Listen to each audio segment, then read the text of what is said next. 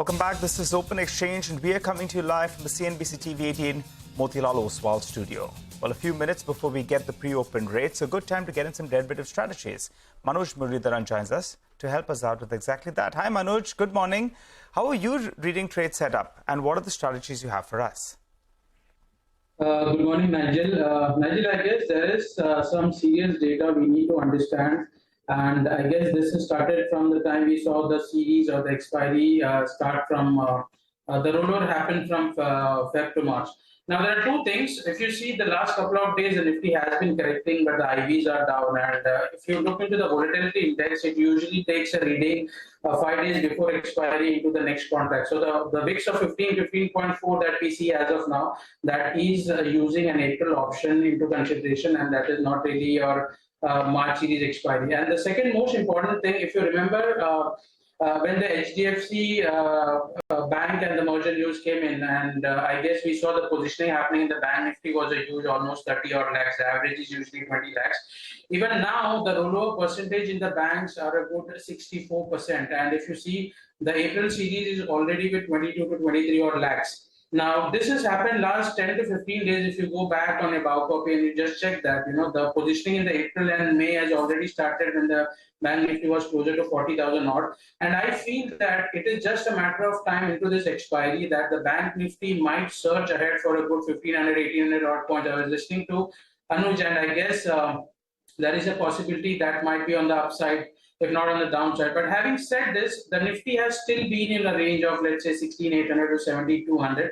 So we would say that with the closing stop loss of 16,800, the Nifty also looks positively biased because surprisingly, I believe that IT as a sector for the first time, even yesterday and a couple of days, we are looking into the cash positioning and the derivative data. There is a possibility the IT stocks and the banks can surprise on the upside, and that might give us a positive bias. So we are positive on the Nifty, for the Nifty and the Bank Nifty. The target here would be at least 40,800. The stop loss would be 38,800. For the Nifty, 16,800 as a stop loss and 17,250 as a target. Okay. By the way, the pre-open rates have started coming in. It's kind of flip-flopping between negative and positive, at least for the time being. Sun Pharma right now is showing about a 3% pop. Reliance is showing a 2% up move. Not quite sure if this is how it will play out.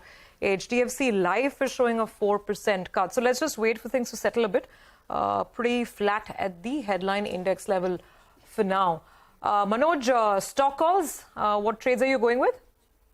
We'll go with three stocks. One is, I guess, Infosys at 1360 to 1380 is a good base formation, and we believe once a 1404 is breached, we would see a good short covering rally, and the target for this on the upside would be 1440. So Infosys becomes a buy with a stop loss of 1350. The second stock is, we believe, HDFC Bank. There is more upside left. The target should be somewhere close to a 1620. So 1545 as a stop loss. That would be a long position on HDFC Bank as well. Okay, all right, Manoj, got that. Thank you very much. We'll quickly look at, of course, the street view now that we've had a whole 2 days of a weekend to digest the developments with respect to debt mutual funds. Digant Haria, co-founder at GreenEdge Wealth Advisors, is with us. Digant, thanks for joining in. I think, the market's also trying to gauge the impact on NBFCs and the deeper, wider impact on the bond market. Considering that a lot of this inflow that was coming into mutual funds was obviously being parked in the bond markets, and NBFCs have been big buyers there in the past. What is your own sense? And in terms of, individual stock action, stock impact, what should we be looking at? Yeah, hi, Surabhi. Thank you for having me here. I think, I have a slightly different view. We were analyzing the data over the weekend on the liability side of all the NBFCs. Nobody in the market has more than 10% of their borrowings which come from mutual funds. Most of them are between 3 to 5%. So actually, I would say that, whatever has happened over, the weekend, the change in regulations, they actually have no impact on NBFCs. The reason for that is that if you remember the ILFS crisis which happened in 2018, it happened because of the ALM mismatches in the NBFCs. So between, say, 2018 to 20, a lot of mutual funds cut down their exposure very, very ruthlessly to the NBFC sector. And they have been investing more and more in the G-Secs and the corporate bonds, something like a Reliance or, the PFCs, RECs, HDFCs of the world. So I think the impact is really negligible. Maybe the Mahindra Finance, L&T Finance, and Bajaj Finance. These are the only three NBFCs which have a slightly larger exposure. But that too, if you look at the absolute amounts, 6,000 crores, 8,000 crores, these are something which these big groups can really borrow from the banks and, go ahead with their routine growth strategies. So I think for the NBFC sector, this is actually a non-event, and the event actually happened in 2018-19. So this is hardly an event. Digant, just repeating the numbers is what you're saying is obviously very, very reassuring. Good to have that clarity. You're saying that no NBFC has more than 10% of borrowings from mutual funds, and the average across the sector is 3 to 5%, right? If I got the number right? Yes, the long-term bonds, because the rules really impact only the long-term bonds, which is 3-year maturity plus. So see, after ILFS, everybody started managing their ALMs well. So, let's take, for example, Mahindra Finance itself. They have 25% which come from NCDs. But a large part of the NCDs come from the insurance sector, which is really that 3 to 7 year kind of money. And maybe 4 or 5% also comes from the retail, which is again 3 to 10 year money. So mutual funds is a very, very small part. And, you look at any large debt mutual funds, long-term debt mutual funds, they mostly have G-Secs. 40-50% is G-Secs. The remaining is these PFCs, RECs, Reliance, the port sector. It's all the heavy sectors, not the NBFCs really. Digant, finance, you may feel that the NCDs are 21%, but mutual fund is hardly 2 or 3% of the whole liability mix. So, Muthoot has completely retail out of the 25 to 26% of NCDs. Yeah. Digant, so let's just come to NCDs. But the point is, these NCDs are also subscribed by mutual funds, right? Not only mutual funds, by other categories as well. So, is there an indirect impact? Basically, will banks have to now depend more? Will NBFCs have to depend more on banks? And will the cost go up? Or you don't think that's a factor? Sorry, go on. No, I don't really think that will be big because, replacing 3 to 5% or maybe 10% of your borrowings is not really a big deal. See, the smaller NBFCs can go through the co-lending route. The eventual borrowers, you borrow from banks. The larger ones, insurance and pension funds are the really big subscribers. So if you look at LIC Housing Finance or PNB Housing, they have 50% of their portfolios coming out of NCDs. But, almost 90% of that 50% comes from insurance and pension companies who are really long-term in nature. So I think it's a very, very manageable challenge, if at all, for these, 3 or 4 NBFCs. Otherwise, I think, the bigger deal for NBFCs should be the rising interest rates and, what happens to their consumers and the underlying markets. I think what happened over the weekend is hardly going to matter a lot for these NBFCs. Okay, fair enough. Now, any thoughts particularly in Bajaj Finance and Bajaj Finserv, Digant? Not on the back of this particularly, but stocks have been correcting those two names. I think, Prashant, the stocks have been correcting far before these regulations have come. And I think we discussed once more on your channel that, Bajaj Finance is slowing down on growth. Last decade, we were used to 35-40% growth from Bajaj Finance. This decade, they are struggling to do that 25-28% kind of number. And on the other hand, the banks have caught up. Banks from 10-12%, they are growing at 20%. So obviously that valuation shrinkage will happen. Bajaj Finance has a lot more challenges in terms of converting to a bank at a later stage. There's some bit of management shuffling which is happening inside. So I think Bajaj Finance as a stock is still expensive, and unless it can grow at say 30% or so, I think the stock remains in that 5,500 to 6,500 range ballpark. And if the market's correct, you will see more correction in these pockets. And Finserv is obviously a derivative of Bajaj Finance and the insurance part of the Bajaj Group business. Okay. Any of these names looking really mouth-wateringly attractive, Digant, out of the stocks under your coverage? See, I think, we are staring at a slowdown. The whole Indian economy is probably on the verge of slowing down. But within all the financial pockets, I think vehicle finance is something which is a bright spot. Microfinance is something which is a bright spot. So if somebody is looking for bottoms-up idea, I think these are two sectors where the macro trends of the sector itself are doing well. So the good players in these sectors will typically do very well. So, a Chola would do well. Obviously, Chola is a little expensive, but, you come down in this Shriram and Mahindra Finance.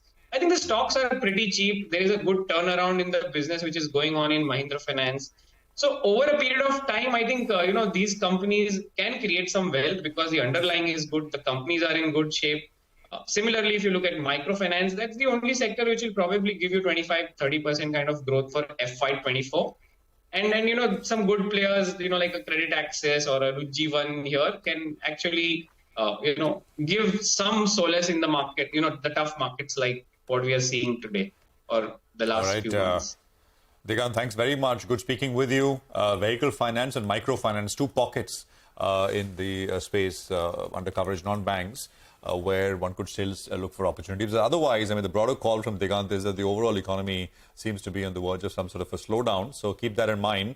On the debt mutual fund taxation bit, Digant says, well, forget about it. There's not very much by way of an impact in terms of cost of funds rising for non-banks. Now, 9-10 calls. I think we're at the end of the pre-open session. And as expected, it's but not completely as expected. 40 points is how much the Nifty is up by, which is not neither here nor there. 16,984 on the Nifty at the end of the pre-open session.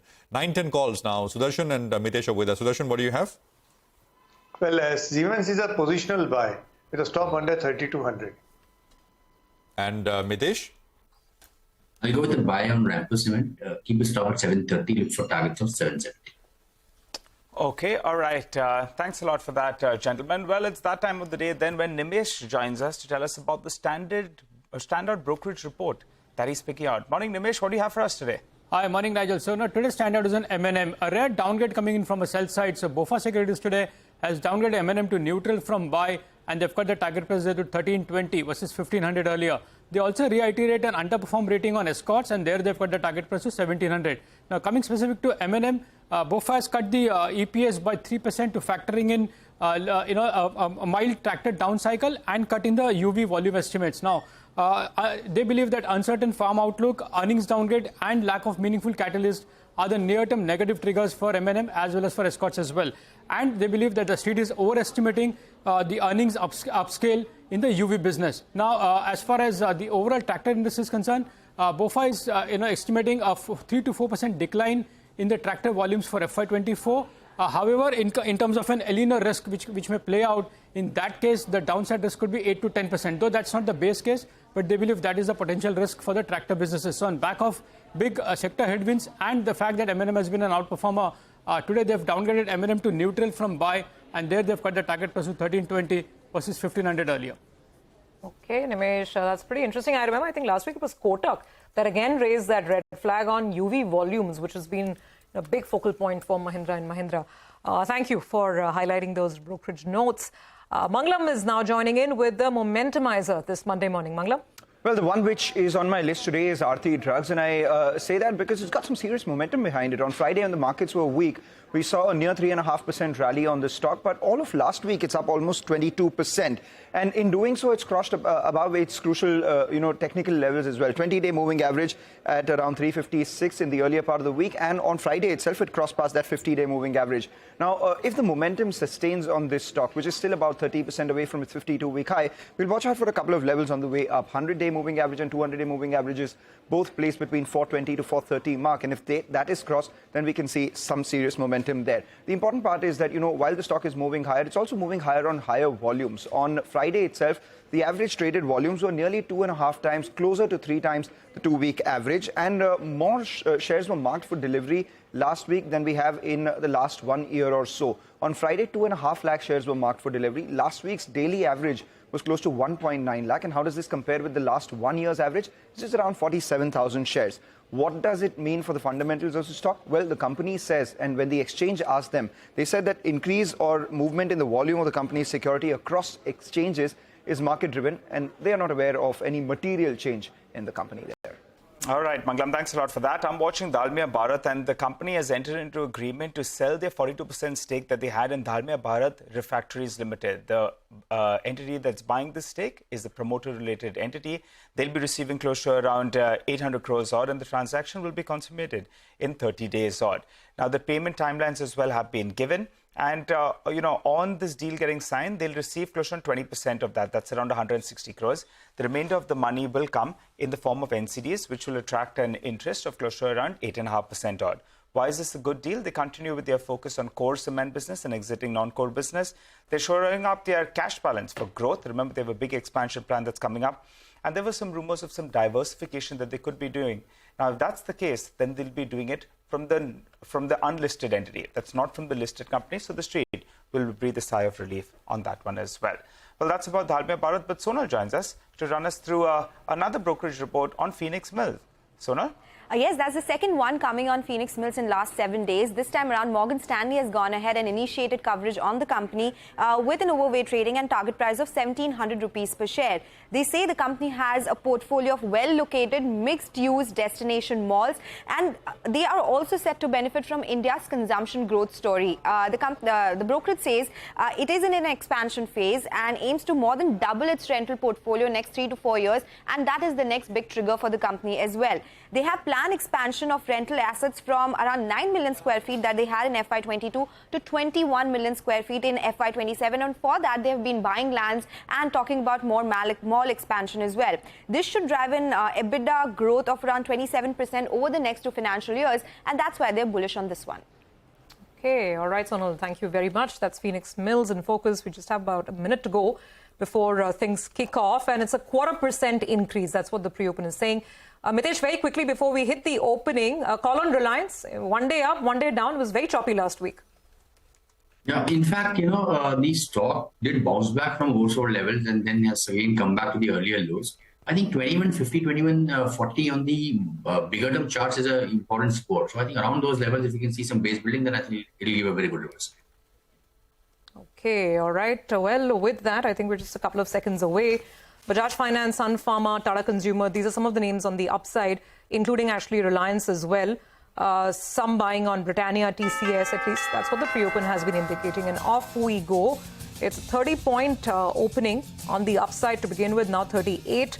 Sensex is up about 100. Mid-cap index is very, very quiet. The Bank Nifty isn't moving. Extremely quiet start to the week is what we have. Okay, let's straight away talk about the movers on the upside. Bajaj Finance, L&T about 0.5% up. HUL, Tata Consumer, Reliance, some minor gains coming in. But the Bank Nifty is already slipped into the negative. The mid-cap index is slightly negative, and the Nifty is quickly losing momentum. So let me talk about the downside factors now. M&M reacting to that brokerage note that's come in from Bank of America, down about 1.5%. Titan is a bit weak. SBI is dragging the Bank Nifty. So is Axis Bank. These are some names on the downside as we start things off. But it is very, very precariously poised. HDFC Bank, ICICI Bank, they're sitting on the fence right now, absolutely close to the flat line. Nifty's now again had a move on the upside. Extremely choppy opening, you'd have to say. Power Grid, Britannia, ONGC.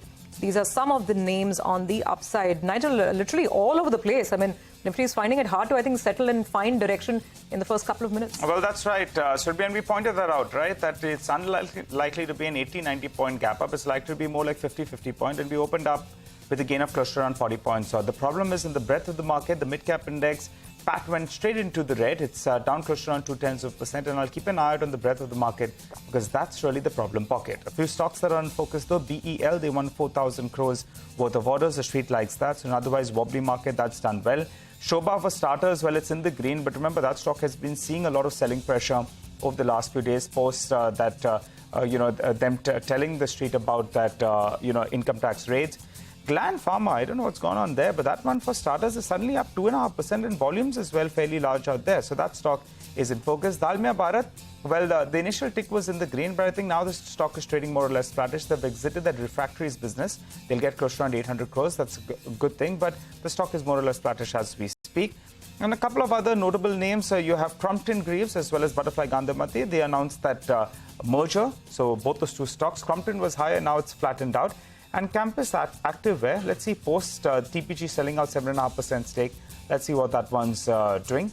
There were fairly good set of buyers that came in as well. But for starters, as flat as can be. So the Nifty holding Prashant with a gain of around 30 points odd. The Nifty Bank is underperforming for the first 3-4 minutes odd. The mid-cap index, though, that's really the problem pocket. No, Nigel, absolutely. 25-point change. So, again, neither here nor there.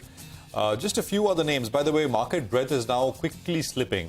We've got 1,100 stocks lower and about 780 stocks higher. It was the opposite, when we began, but not anymore. Mahindra & Mahindra is down full 2% now. It's the top volume-led loss coming up on the screen. KPIT Tech is the other one, which is down about 1.6%. That is a large cut. There is Balkrishna Industries, which is coming up with about 1.7, 1.8% loss. I'm highlighting the big volume-led losses today. Nykaa, there were, 2%. There's a 2% cut. There was announcement of senior exits. Nykaa at 134, 135. Motherson is down. AB Capital is lower. ITI is down about 3%. But then, go down the list and you risk reading out stuff without volumes, too much volumes, even for this point in the day. The Adani Group stocks, Adani Green is up 3% as the top volume-led gainer today with that 3%. Power Grid is coming up with 1.4% gain at number 2. Adani Total Gas is up about 1.5%. And you've got BEL, which is up about 1 1/3. There's nothing large or unusual at all, either on the gaining side or the losing side. Cyient is up about 2.25%. Cyient was a mover on Friday's session as well. The asset managers, Prashant, just wanted to find out, they're losing more ground, about 1.5% on HDFC, AMC, UTI, Nippon Life. So that disappointment still pretty evident on the screen. Absolutely. Stocks at 1650 now. HDFC, AMC, UTI, AMC at about 650. They are still under pressure. Our market master of the day is Vetri Subramaniam, Chief Investment Officer at UTI Asset Management Company. Vetri, great to have you with us here. Good morning, Prashant this side. Thanks for your time. Good morning. How are things looking? We had a bit of a mini budget last Friday. I think with 2 or 3 days, into the mix, people are saying, well, it's not that big a deal. On Friday, it looked pretty monumental. But in any case, as we look ahead, Vetri, what are your thoughts? How is the market looking? We've corrected a fair bit over the last 3 or 4 weeks now. Sure. So I think, Prashant, the only way in which one can at any point sort of, judge the attractiveness of the market is based on the valuations, not based on narratives. I think the market's effectively gone nowhere if I look at price levels for maybe 18 months or more. Earnings have come through during this period. But if I go back 18 months, valuations were way above the long-term average. In fact, it was sort of blinking red. I think the good point today is that with prices having gone nowhere, you've effectively seen valuations sort of come back into the comfort zone. It's still actually not even come back to the long-term average, but it's at least back within the comfort zone. So we would sort of say there's a lot more comfort with where valuations are placed today.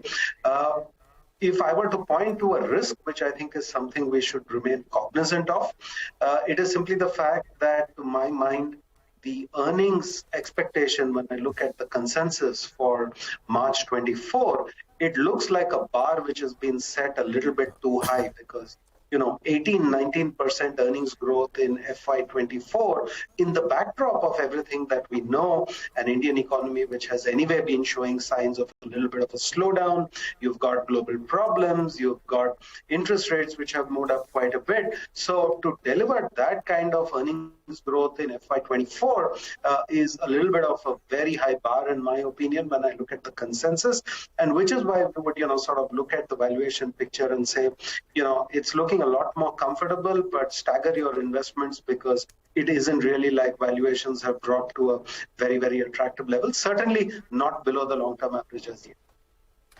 Good morning, Vetri. I was, coming exactly to that point that, are valuations matching and mirroring this expected slowdown in earnings? And I think the consensus is that the RBI still isn't done yet.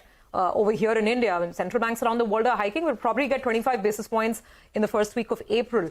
So against this backdrop, is the valuation reset properly reflecting the expected slowdown, or is there more to go on the downside?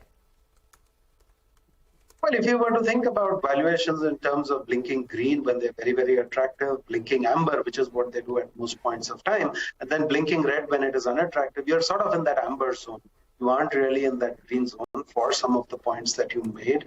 I think this earnings expectation of 18%, 19% for 24 is too aggressive. And Surbhi, when I look at the earnings estimates, the FY23 line has been going with this steady decline for almost 6 months, whereas the FY24 line is sort of remained a flat line for 6 months now. And I think it's just that analysts haven't gotten around to sort of readjusting their expectations for 24. And perhaps you'll see a lot of that once this quarter's results start to come out. And, FY24 then becomes very much the operative year. So I think from that point of view, there are challenges.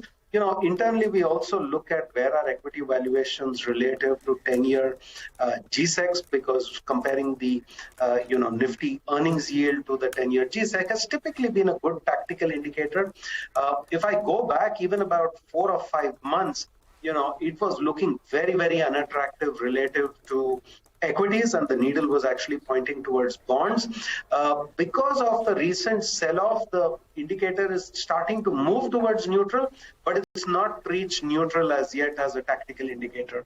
So, all of that is why we would sort of say, look at equities only on a staggered basis. It isn't really blinking green in terms of valuations. All right. Hi, morning, Vetri. You make that point very well out there. Vetri, we're looking at the headline index and we're saying, well, we've corrected close to around 10%. But in the broader markets, it's been a far deeper correction. What should allocation be as of now? Because those mid and small caps, well, they are already corrected 20, 30, 35% in some cases as well.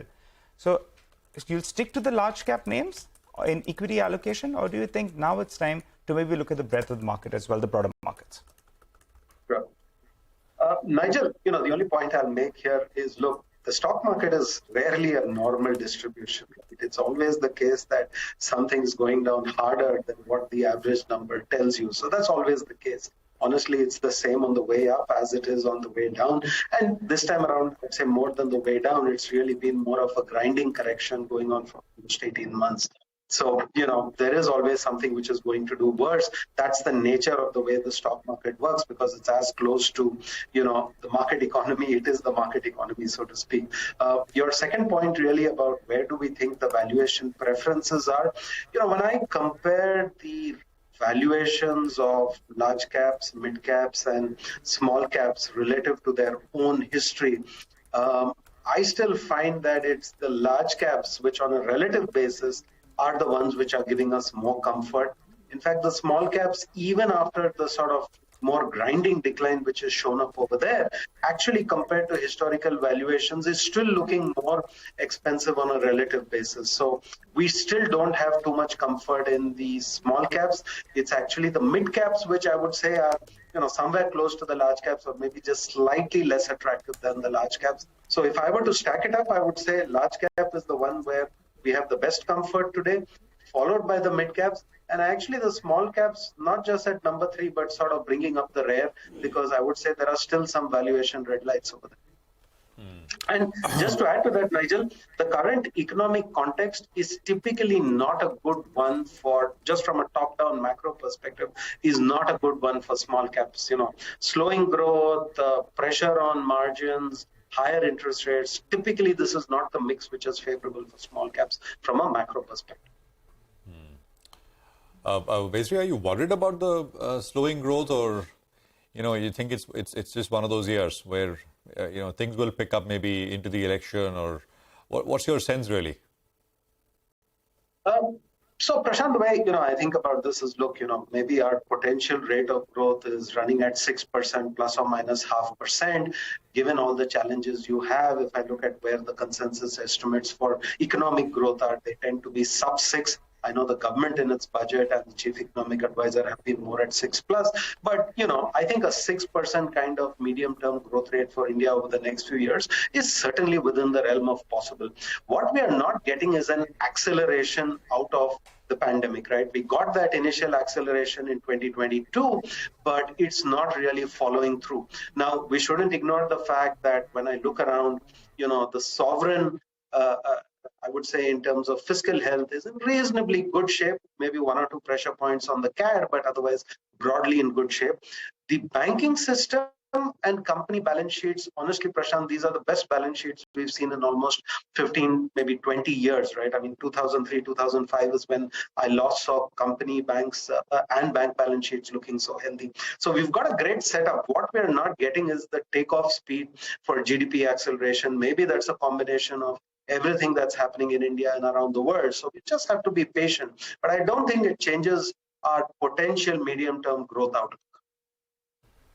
Okay, well, we have to hold on to that optimism, Vetri. But in light of the present near-term reality that you described just a while back, what should the approach be to the market? And remember, we're talking about investors, at least on the retail side, even on the HNI side, I mean, whose patience has been really tested.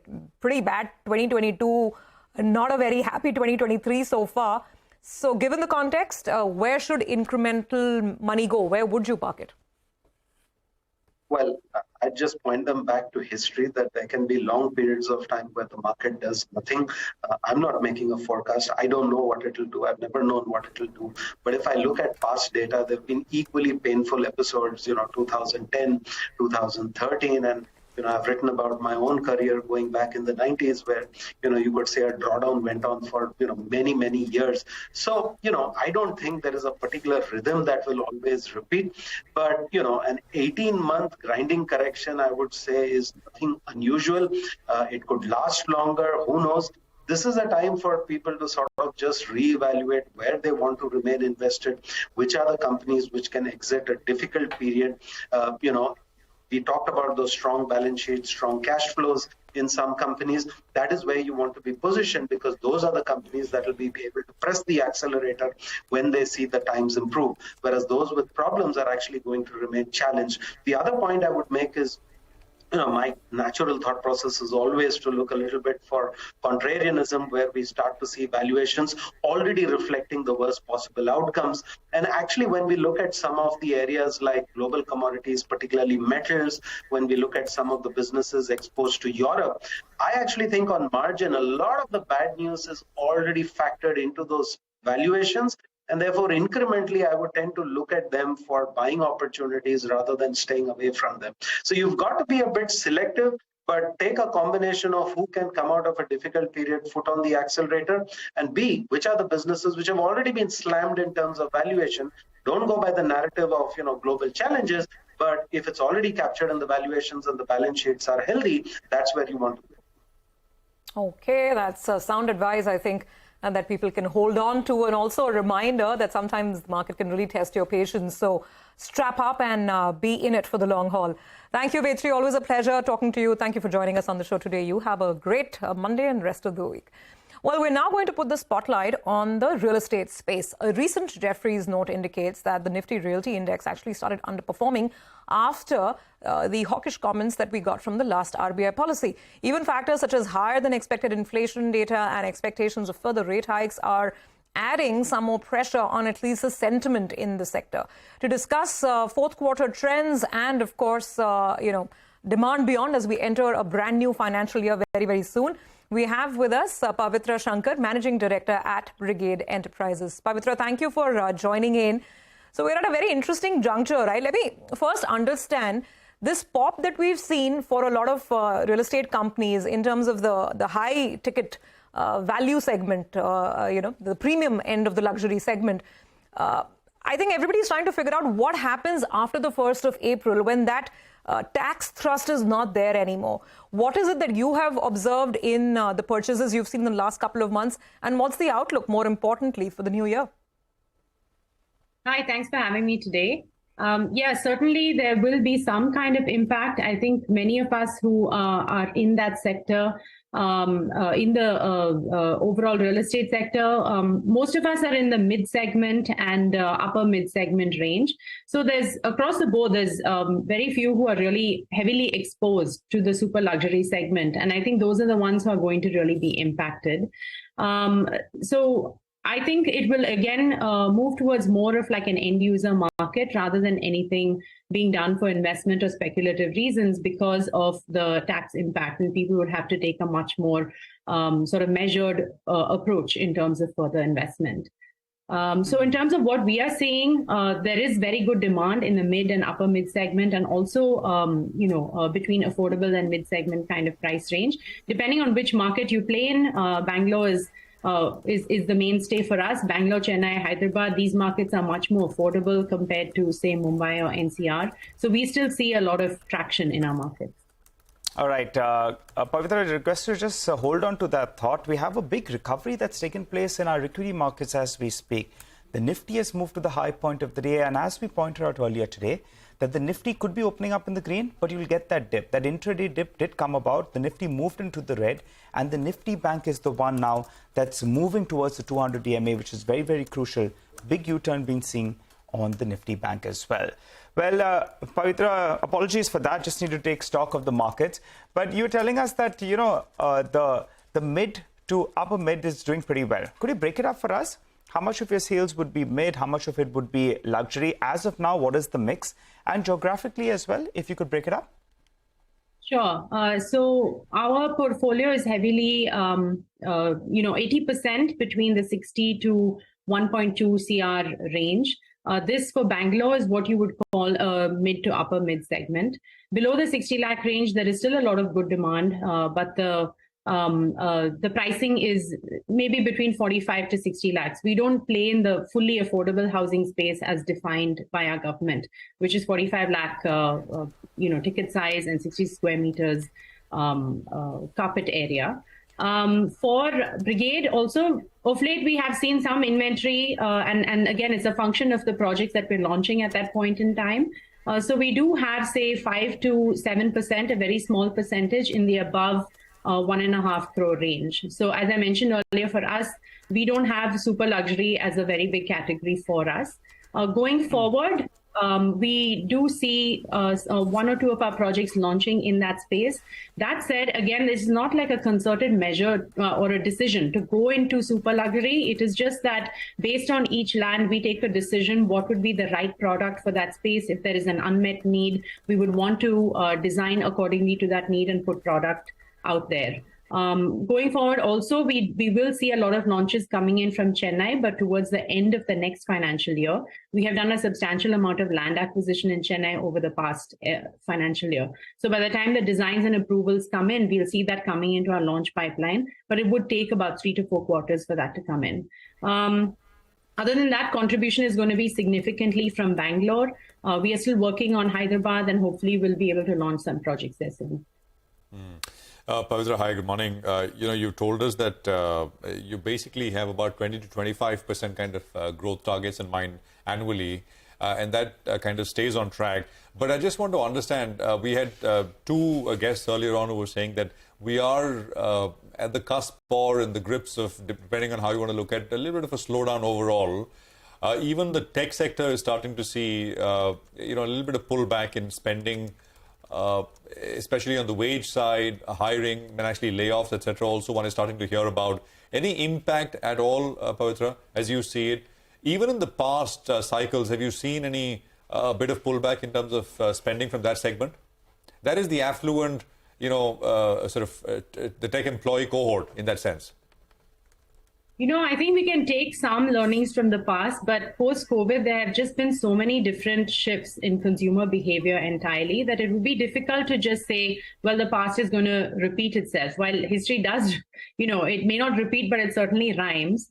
So I think when there is some kind of turbulence in the global economy, there is some impact on sentiment here in India. But what we see on the ground in terms of leasing, in terms of interest from customers on the ground, and we have had a very active quarter in terms of launches, there is no real holding back in terms of wanting to go ahead and get into a new investment for home, whether it is end use or they plan to keep it as an investment. So at least in all of our projects, we haven't seen really any kind of pullback. Of course, customers are keeping an eye out on what might be the home loan rate. They have come back to the 9% range. But previously in FY19, FY20, that was kind of the level of home loan interest rates at that point too. So I think we are sort of looking at a huge unmet need for people moving into different kinds of spaces. I think that is what has really been the impact of the pandemic and a lot of work from home and reevaluating people's need for space. So as a result, I think that has caused a lot of churn in the market, and that's why people are looking out. A lot of the momentum created post the pandemic also is continuing, and I think that sort of fueled the residential real estate sector, at least, to get fully into the upcycle that is due for over 5 to 6 years, I would say. Okay, Pavitra, so that's interesting. I mean, from what you say, it appears that at least your clientele has digested higher rates, interest rates fairly well, as long as there's visibility on, of course, the job profile. And we really hope that remains. Though our colleague Rima was pointing out that further hiring trends in the IT sector seem to be moderating. But anyway, before we let you go, could you leave us with some numbers and outlook perhaps on, the launch activity that you anticipate over the next few quarters, perhaps volumes or bookings for FY24? Yeah, so our launches are sort of, based on approvals coming in. We've had a very good launch quarter. We're just wrapping up the quarter, so I'm not able to give any, concrete numbers. But we've had a good quarter, a very good quarter. And I think the launches that we have will also hold us in good stead for the next couple of quarters as well.